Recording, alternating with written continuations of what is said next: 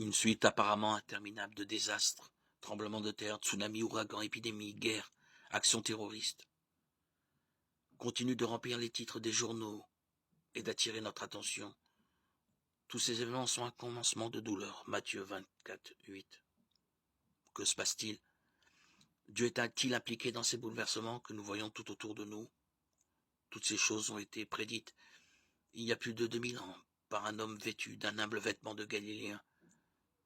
Alors que ses disciples contemplaient les bâtiments du temple, ce grand prophète, Deutéronome 18, 15, assis sur le mont des Oliviers, a fait défiler paisiblement devant eux une vision des événements futurs.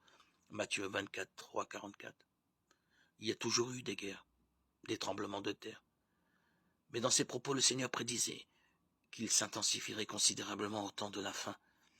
Il décrivait ces événements comme étant un commencement de douleur. Le terme douleur signifiant ici littéralement les angoisses de l'accouchement, Jean 16, 21.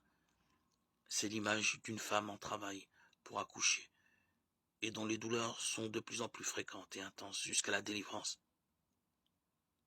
La grande tribulation suivra ces événements et les jugements augmenteront d'intensité, Matthieu 24, 21. On ne pourra pas nier que ces calamités proviennent directement de Dieu. Cependant, les hommes ne se repentiront pas, au contraire, ils continueront à blasphémer. Apocalypse 16, 9. Aujourd'hui encore, on donne souvent des explications naturelles à ces catastrophes. Les tremblements de terre sont causés par le déplacement des plaques tectoniques ou bien la fréquence des cyclones est liée au réchauffement planétaire. Il serait faux de nier l'explication physique de ces phénomènes. Mais qu'y a-t-il vraiment derrière l'augmentation de ces cataclysmes?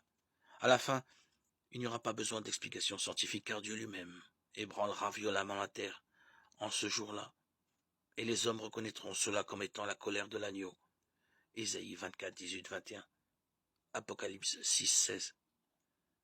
Dieu exécute ses plans aussi bien dans les événements actuels du monde que lorsqu'il fera venir les douleurs de l'accouchement conduisant à la grande tribulation. Dieu est derrière la scène et c'est lui qui l'anime.